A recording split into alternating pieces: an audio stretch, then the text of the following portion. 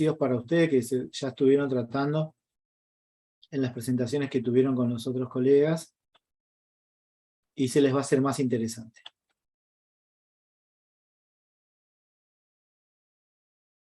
Avísenme todos los que quieran después dedicarse a hacer pediatría, que van a ser bienvenidos en todas las charlas y presentaciones que hagamos.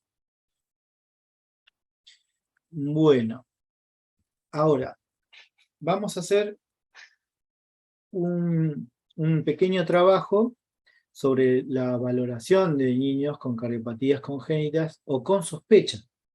Porque, como hoy decíamos, lo difícil es interpretar la cardiopatía congénita. Ustedes vieron todo lo que tienen que tener en cuenta a la hora de sentarse enfrente de un paciente para poder generar una valoración. Y ahora ustedes, con toda la información que tuvieron de la fisiopatología, podemos pensar que cuando estemos enfrente de un niño, a ver si podemos llegar a interpretar lo que le está pasando en ese momento. Todo esto es lo que tenemos que valorar. O sea, hacer una valoración holística del paciente, donde vamos a evaluar la frecuencia cardíaca, la frecuencia respiratoria, la saturación de oxígeno, la temperatura, la tensión arterial, la coloración y la perfusión. O sea, y todo esto va a influir directamente ¿sobre qué? Sobre el gasto cardíaco del paciente. Yo sé que les encanta la palabra gasto cardíaco, a mí también, así que lo vamos a pasar bárbaro. Vamos a ir desglosando de a poco. Frecuencia cardíaca. Abran todos los micrófonos y vayamos haciendo una interacción para poder conversar sobre este tema.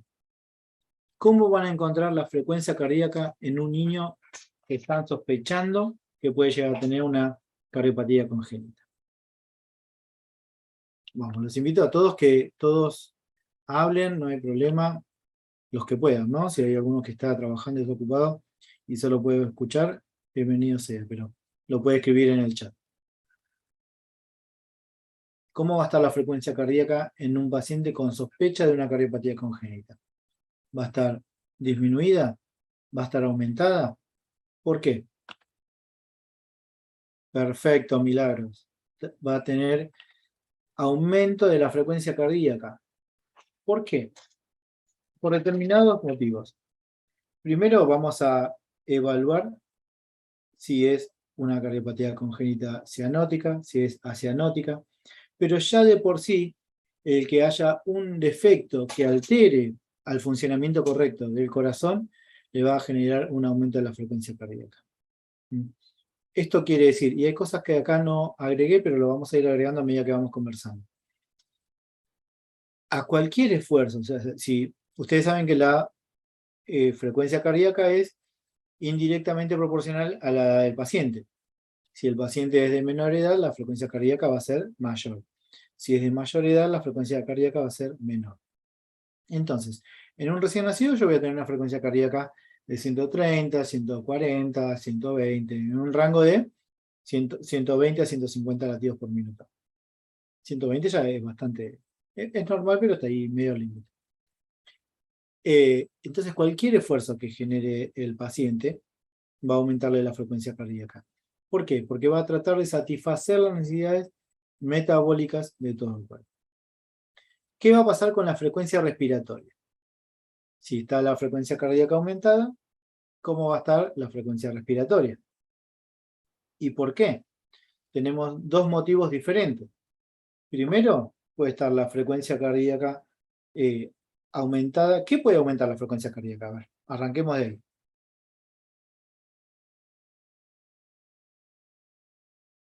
¿Qué se imaginan que puede generar un aumento de la frecuencia cardíaca?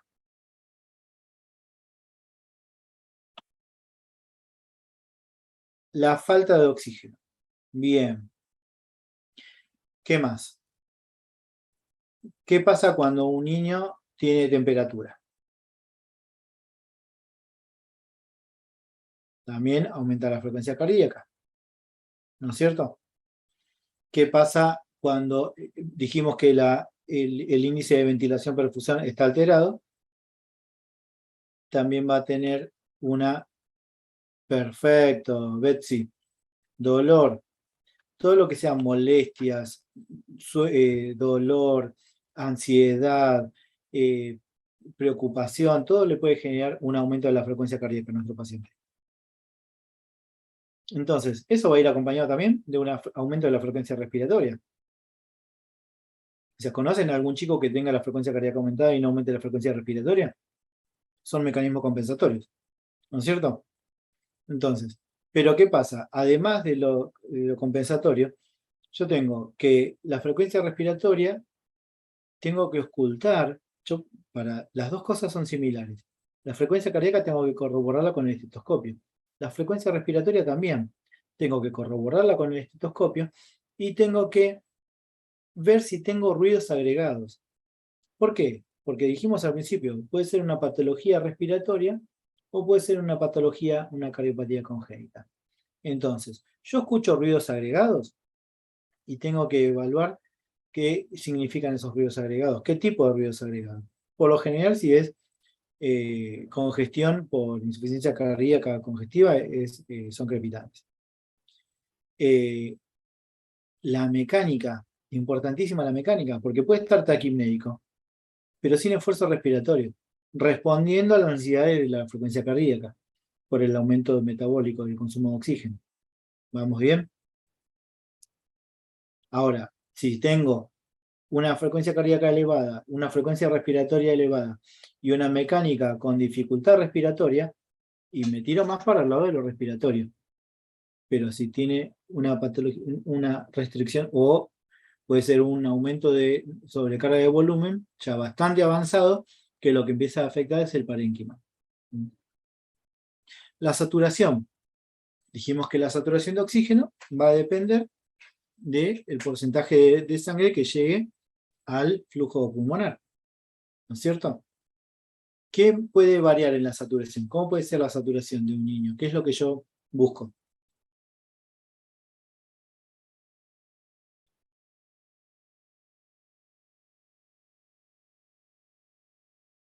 ¿Cuál es la saturación normal de un niño?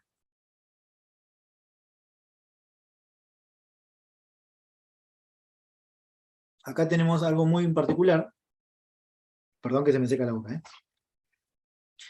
Acá tenemos algo muy en particular que tenemos que tener en cuenta, es que en el recién nacido es normal una saturación que sea menor de 95, hasta los 10 minutos puede saturar menos de 95% de oxígeno. Pero después de los 10 minutos ya tiene que empezar a generar una disminución de las presiones pulmonares, un acomodamiento metabólico, respiratorio, mecánico, todo, donde empieza a aumentar progresivamente la saturación. En un niño de lactante, de la primera infancia, cualquier niño tiene que saturar entre el 95 o más de 95%. Acá, por ley, se realiza un test donde se mide al recién nacido la saturación de oxígeno del miembro superior izquierdo con respecto al miembro superior derecho. Derecho e izquierdo, perdón. Y siempre le toman primero en el miembro superior derecho. ¿Por qué? Porque ustedes se acuerdan en las presentaciones que mostramos el callado de la aorta, si había una interrupción, ¿quién eran los que recibían la sangre más enriquecida en oxígeno? Era la subclavia, la arteria subclavia derecha y el tronco braquicefálico. La subclavia izquierda puede recibir un porcentaje de mezcla en caso de que haya algún defecto. Entonces, mido siempre primero la derecha y la comparo con la izquierda. Si hay una diferencia de 5 puntos de saturación en miembros superiores del mismo paciente, tengo que avisar al médico porque posiblemente se esté generando una mezcla no buena para el paciente por presencia de una cardiopatía congénita. En la mayoría de las cardiopatías congénitas se pueden realizar con este test. Ahora, se lo hago mientras más posible el alta del paciente, mejor. Porque algo que no hablamos del principio, que lo podemos agregar igual ahora, es que del 1% de los niños que nacen con cardiopatía congénita, si dijimos que el 1% de los niños que nacen tienen una cardiopatía congénita, tenemos que saber que es recontra importante que la mitad de estos chicos nacen sin diagnóstico previo. ¿Por qué? Por la dificultad que genera conseguir los métodos para establecer una cardiopatía congénita intraútera. El más efectivo es el ecodoppler color durante el embarazo, que va a determinar si tiene o no una cardiopatía congénita. O sea que si nosotros dijimos, por poner en ejemplo a números redondos con los pacientes que tenemos en Argentina, tenemos un promedio de 7.000 nacimientos por año.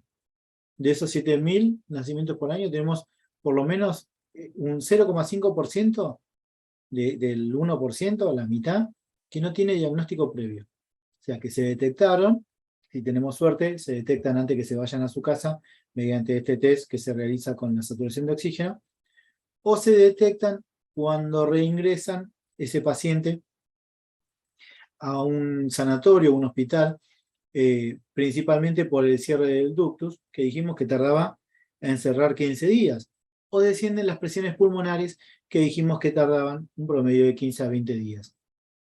En total, en descender las presiones pulmonares puede llegar a tardar hasta 6 meses. Pero ahí es donde se empieza a manifestar la clínica del hiperflujo pulmonar, de la cianosis, o incluso la muerte súbita. Así que imagínense qué importante que es reconocer la semiología, la clínica de la cardiopatía congénita. Temperatura. ¿Cómo puede estar la temperatura? Ustedes cuando evalúen un paciente, evalúenlo de arriba hacia abajo, toman los miembros superiores, controlan la temperatura, toman los miembros inferiores, controlan la temperatura, más allá de la temperatura axilar. La perfusión de la piel, ¿cómo va a estar? Porque este paciente puede tener también diaforesis, y la diaforesis disminuye la perfusión periférica, y si disminuye la perfusión periférica genera frialdad en las extremidades. Entonces puedo tener un paciente que tenga los miembros superiores e inferiores fríos y el tronco caliente. La tensión arterial. ¿Cómo voy a evaluar la tensión arterial de un paciente con una cardiopatía congénita? Lo más importante es que si para descartar, no siempre quiere decir que sea esa la patología que estamos buscando, pero lo más importante para descartar una coartación de aorta, que dijimos hoy, tomar miembros superiores y miembros inferiores, en los 4 miembros. No van a poder hacerlo inferiores al mismo tiempo, inferiores al mismo tiempo. Tomo los miembros superiores y luego tomo los miembros inferiores.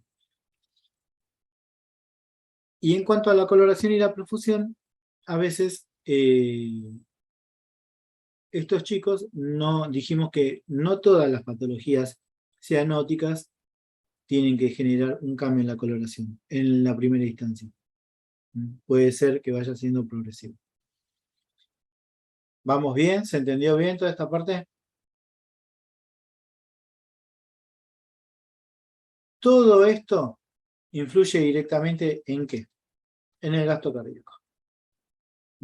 Y si está el gasto cardíaco alterado, las necesidades basales del paciente van a estar alteradas.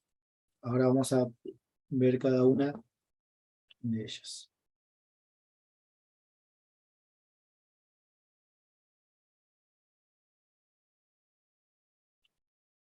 A ver acá.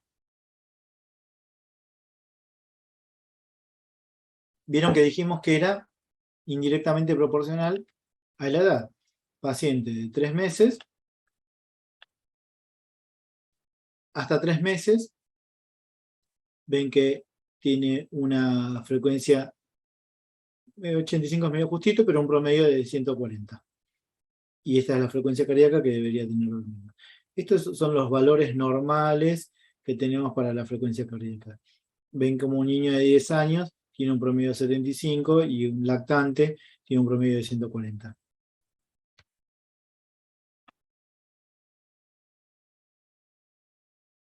Taquicardia es el aumento de la frecuencia cardíaca más rápida de lo normal para la edad del niño en situaciones de reposo.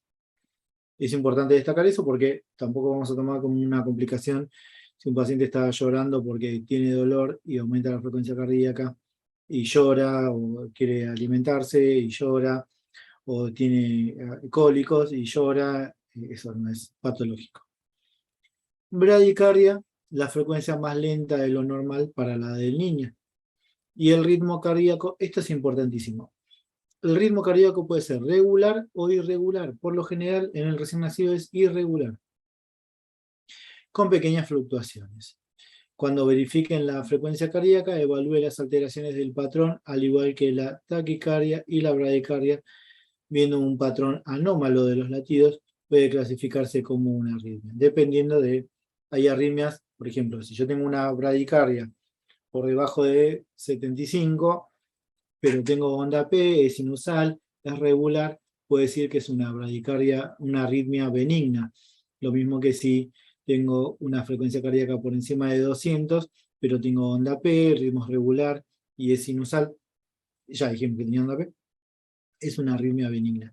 Ya cuando empiezan a verse alteraciones en los complejos PQ, QR o PR, ahí ya podemos decir que hay patrones patológicos en un electrocardiograma. La más frecuente no me acuerdo si lo puse acá, no, la más frecuente de las arritmias en niños, en el 1% de los recién nacidos, es la taquicardia supraventricular. Le paso como dato que una taquicardia supraventricular tienen que evaluar que sea por encima de los 220 latidos por minuto, puede o no tener onda P, y lo más importante que tienen que saber es que la taquicardia supraventricular va a depender si está hemodinámicamente compensado o no. Y eso va a depender estrictamente de la tensión arterial. Cuando la tensión arterial no se puede sostener, ahí es cuando la taquicardia supraventricular genera una descompensación y se tiene que actuar de diferentes formas. No, vamos a hablar de la resolución porque es muy, muy largo y ya estamos medio justitos con el tiempo. Bueno, lo que hablamos de frecuencia y mecánica respiratoria. Ven que hablamos del ritmo, la frecuencia respiratoria en el recién nacido también es totalmente irregular, puede variar de 40 a 60. La respiración en el recién nacido es más abdominal y puede ser también principalmente nasal. Si la vamos a controlar, la auscultamos durante 1 minuto, ambos campos pulmonares, apical y en las bases, y lo que podemos detectar son una dificultad respiratoria, un aleteo nasal, un quejido, utilización de músculos accesorios, y lo principal que pusimos acá en rojo grande, que hay que valorar los ruidos respiratorios. Si yo tengo ruido, a ver, en un recién nacido de estas características no vamos a encontrar ruidos agregados. Estamos hablando de lactantes o niños en primera infancia que sospechemos tengan una sobrecarga de volumen y que tengamos que hacer un paréntesis para discriminar si es una patología respiratoria o una cardiovascular.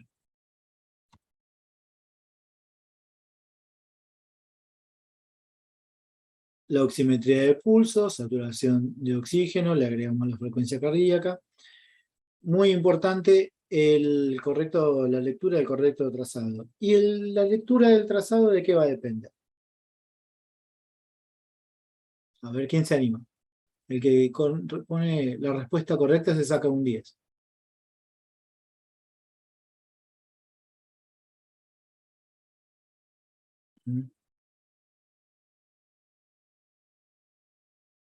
Esto igual es tanto para adultos como para niños, ¿no?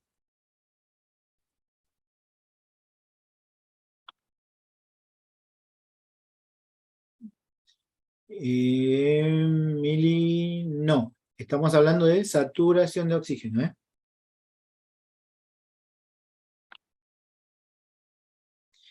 ¿Qué es lo que va a generar una lectura correcta de la oximetría de pulso?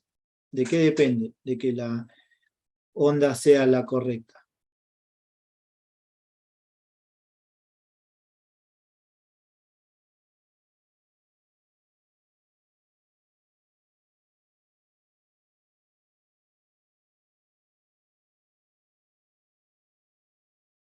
A ver, a ver.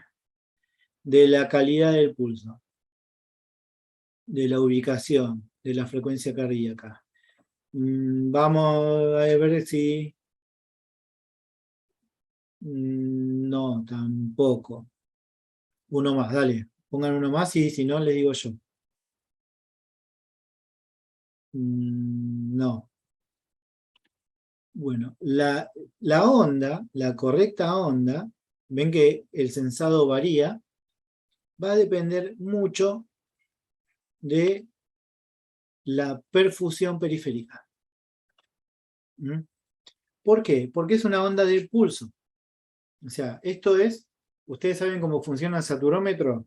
Yo tengo un infrarrojo que atraviesa la, el- la luz, atraviesa el dedo, y lo que yo envío de un lado lo tengo que recibir del otro. Y eso va a ser directamente proporcional a la saturación de oxígeno en hemoglobina que yo tenga. La luz se satura, la hemoglobina, perdón, se satura en luz, y si yo leo de un lado la misma cantidad de señal que envíe del otro, va a ser el 100%. Ahora, si envío una señal de luz infrarroja y del otro lado detecto menos luz infrarroja, va a ir disminuyendo la saturación. Pero eso depende de la perfusión. Si yo tengo mala perfusión en los miembros superiores o en miembros inferiores, y el miembro superior está reticulado, y la piel está marmólea o la mano está fría, ¿cómo va a ser la señal de pulso? ¿Va a ser efectiva o va a estar alterada?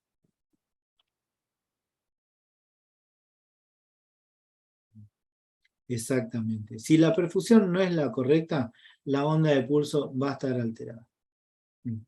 Eso es, tienen que buscar la mejor zona con mejor perfusión para poder colocar el saturómetro. El control de la tensión arterial.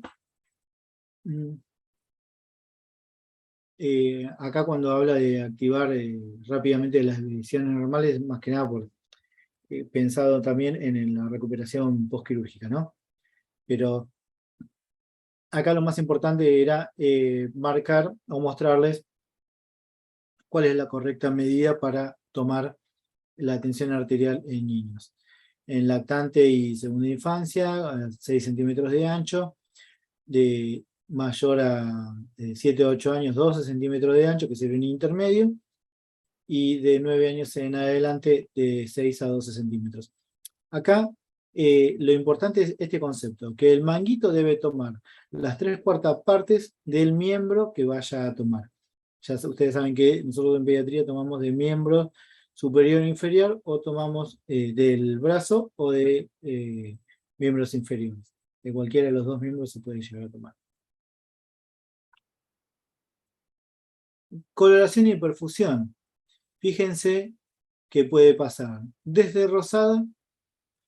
Ven que acá hay dos imágenes que se contrastan, donde este bebé está recién nacido, ya pasaron seguramente más de 10 minutos, ya no tiene acrocianosis por la perfusión en perfusión distal, ya está rosadito, tiene los labios eh, rosados, no están morados. Y acá tenemos un niño con una tetralogía de Fallot que tiene una crisis de cianosis, donde podemos ver que la piel y la mucosa, principalmente la mucosa oral, está azulada. Y los miembros, pueden ver como las extremidades de miembro superior y miembro inferior también están cianóticas. Palidez. Este concepto grábenselo, anótenselo en cualquier apunte que ustedes tengan a mano para poder usarlo más adelante. Si el niño está cianótico, es porque hay un déficit en la oxigenación. Si el niño está pálido, hay un déficit en la perfusión. O sea, si yo tengo un paciente que tiene palidez, lo voy a relacionar más al hipoflujo sistémico que a la saturación de oxígeno. ¿Se entiende? Un dato importante con respecto al relleno capilar es que la perfusión periférica va a determinar la perfusión capilar, lo que hablábamos recién con el saturómetro. Si yo no tengo una buena perfusión a nivel sistémico, la perfusión, el relleno capilar va a estar enlentecido. ¿Quién sabe decirme cuál es el tiempo de relleno capilar ideal en un recién nacido o en una persona?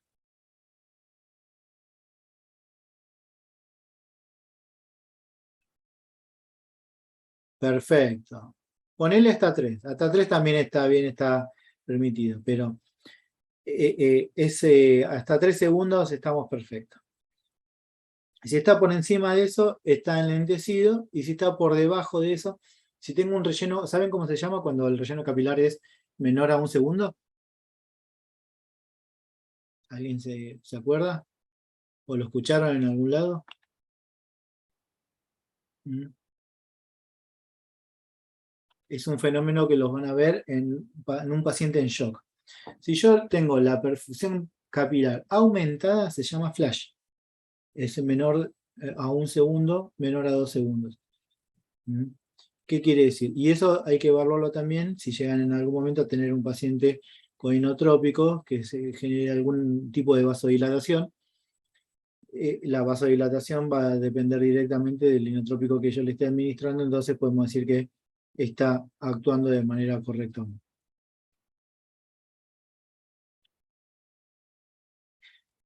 Bueno, gasto cardíaco. Dijimos entonces que todo lo que venimos hablando hasta ahora con respecto a la valoración va a influir directamente en el gasto cardíaco, ¿no es cierto? ¿Qué es lo que va a determinar el gasto cardíaco? El volumen de sangre que el corazón bombea en un minuto. Entonces, la frecuencia cardíaca por el volumen sistólico. El volumen sistólico va a depender ¿de qué? De la precarga, la poscarga y la contractibilidad de los ventrículos. Y ahora que ustedes ya escucharon una charla sobre los defectos que generan las alteraciones que generan los defectos en los niños con cardiopatía congénita, pueden tener una mejor idea de qué es lo que está generando la alteración a ese gasto cardíaco y cómo la puedo mejorar.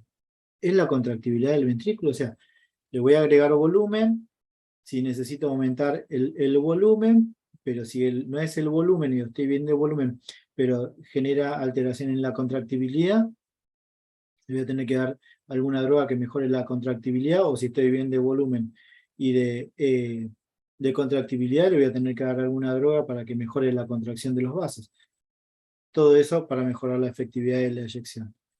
También hay otras medicaciones que van a hacer que el tiempo de llenado sea mejor, como un betabloqueante, que lo que va a hacer es disminuir la frecuencia cardíaca para conseguir un mejor llenado. Y hay una ley que se llama la ley de Frank-Starling, que dice que a mejor llenado, mejor volumen de eyección, porque genera mayor distensión. A mayor distensión, mejor volumen de eyección. Esos conceptos son básicos para trabajar en pacientes que tienen patologías cardiovasculares, sea niño o adulto.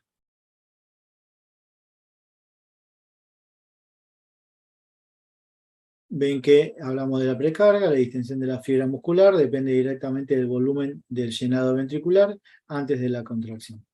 Pero depende del tono muscular y del volumen intravascular. Y yo para esto, dijimos que tengo que hacer una evaluación holística. ¿Qué me faltó evaluar de este paciente? ¿Quién se anima? A ver, dale, ponemos otro 10 al que se anime a decirme qué me faltó evaluar de este paciente.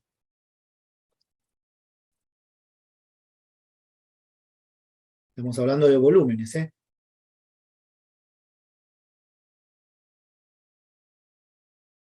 Nadie.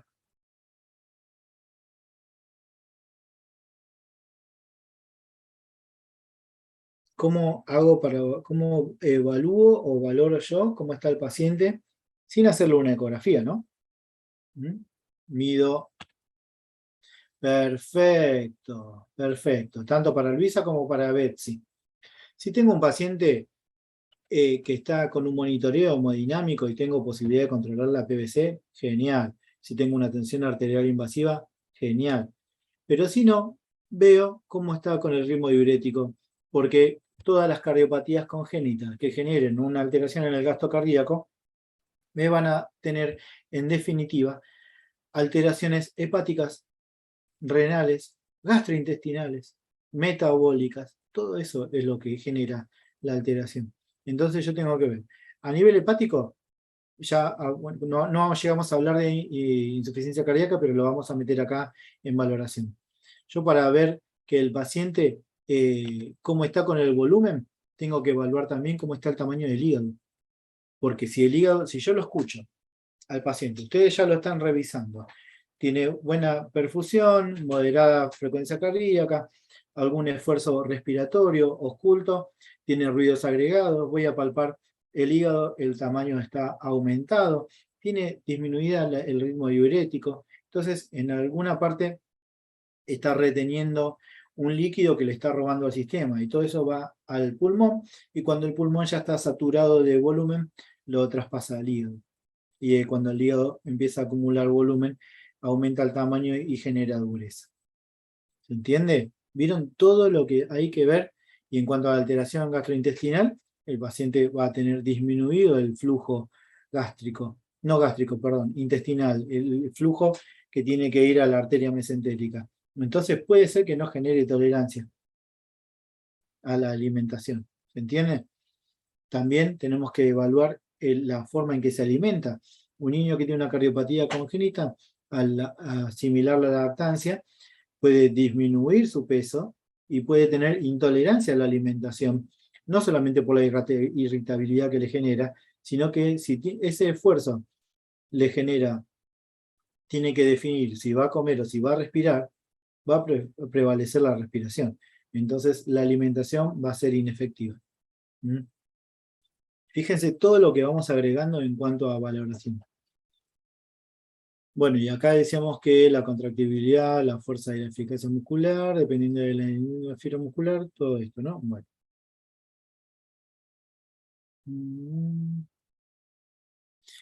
Bueno. Y acuérdense que cuando acá cómo puede afectar también el gasto cardíaco, dependiendo qué patología, cuando habla de poscarga, que es la fuerza que se opone o la dificultad de eyección del ventrículo izquierdo al sistema, tiene que pensar que no haya ninguna obstrucción a esa salida del ventrículo izquierdo que genere, como por ejemplo una aportación de aorta o una estenosis de aórtica, que no genere un esfuerzo mayor al corazón y eso haga que aumente de tamaño, genere hipertrofia.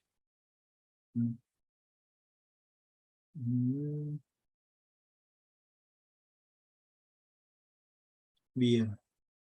Bueno, hasta acá serían todas las presentaciones. Díganme ustedes, todavía nos quedan 20 minutos como para hacer preguntas, hacer algún repaso. Aprovechemos. Me parece que le di un poquito más rápido en la última etapa, ¿no? Me emocioné y empecé a hablar un poquito más rápido porque es un tema apasionante, la verdad. Entonces, en conclusión, la valoración del recién nacido que tiene una sospecha, que dijimos que era lo más difícil, determinar si tiene o no una cardiopatía congénita. El diagnóstico diferencial lo va a hacer con una ecografía, el ecografista vascular infantil, y va a decir qué tipo de cardiopatía tiene, si es que la tiene, ¿no es cierto? Pero nosotros tenemos que ir haciendo un montón de cuidados. Algo importante que les puedo agregar es, yo trabajé en instituciones donde se realizaban cirugías cardiovasculares y recuperación. En la que hoy me encuentro actualmente trabajando, no se realizan cirugías cardiovasculares. Pero sí hacemos mucho hincapié en los cuidados cardiovasculares de los pacientes que tienen cardiopatía congénita. ¿De qué me sirve? Me van a decir. Es súper importante, súper, porque no todas las instituciones realizan intervenciones quirúrgicas en niños cardiovasculares, pero es súper importante de que por más que no se resuelva en la zona donde ustedes trabajan, en la región o en la institución donde ustedes trabajan, que no se vaya a realizar la reparación quirúrgica, el lugar a donde se derive llegue en las mejores condiciones. ¿Por qué? Es tan importante el prequirúrgico de este tipo de pacientes como el postquirúrgico. Es más, el postquirúrgico va a depender directamente de cómo haya sido el prequirúrgico. Los días de ventilación mecánica, ustedes están acostumbrados a que un paciente postquirúrgico de adulto de cardiovascular es muy corta la internación en una unidad coronaria, en un área crítica. Se estuban rápidamente y tienen un tiempo de recuperación mayor. En los niños la internación es bastante larga. Si son, imagínense que si el flujo pulmonar está aumentado y eso se sobretiene en el tiempo, este pulmón queda con un deterioro determinado y eso va a influir directamente en el postquirúrgico. Así que por más que ustedes no se encuentren trabajando en áreas quirúrgicas donde vean niños, no importa, hagan lo mejor que puedan. Controlen horario cada 2 horas, cada 4 horas, lo coordinan con el médico, lo evalúan constantemente, puede fluctuar constantemente el estado clínico de estos pacientes, la importancia del manejo de los catéteres para disminuir las infecciones, porque eso agravaría también las posibilidades de aumentar la mortalidad de estos pacientes. Eh, todo lo que se imaginen, los balances, los monitoreos, todo lo que se imaginen, sean meticulosos para que ese niño que se va a ir a una cirugía tenga las mejores posibilidades de tener un postquirúrgico adecuado. Bueno, Kelly, yo con las presentaciones estoy. Esta era la última.